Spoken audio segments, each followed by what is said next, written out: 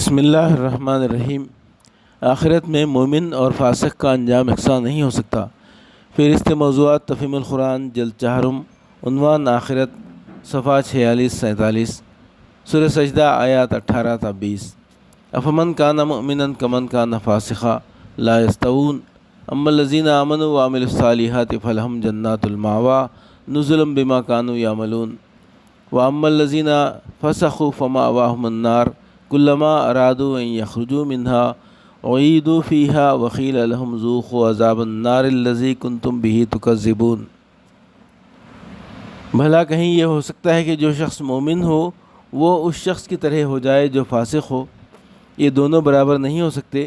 جو لوگ ایمان لائے ہیں اور جنہوں نے نیک عمل کیے ہیں ان کے لیے تو جنتوں کی قیام گاہیں ہیں ضیافت کے طور پر ان کے اعمال کے بدلے میں، اور جنہوں نے فسق اختیار کیا ہے ان کا ٹھکانہ دوزخ ہے، جب کبھی وہ اس سے نکلنا چاہیں گے اسی میں دھکیل دیے جائیں گے، اور ان سے کہا جائے گا کہ چکھو اب اسی آگ کے عذاب کا مزہ جس کو تم جھٹلایا کرتے تھے۔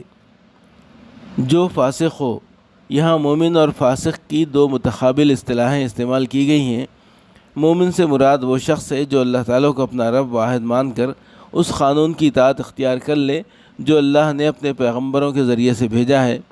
اس کے برعکس فاسق وہ جو فسق، خروج از اطاعت یا بالفاظ دیگر بغاوت، خود مختاری اور اطاعت غیر اللہ کا رویہ اختیار کرے۔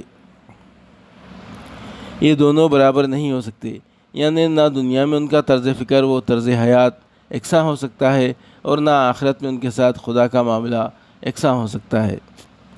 جنتوں کی قیام گاہیں ہیں، یعنی وہ جنتیں ان کی سیرگاہیں نہیں ہوں گی بلکہ وہی ان کی قیام گاہیں بھی ہوں گی جن میں وہ ہمیشہ رہیں گے۔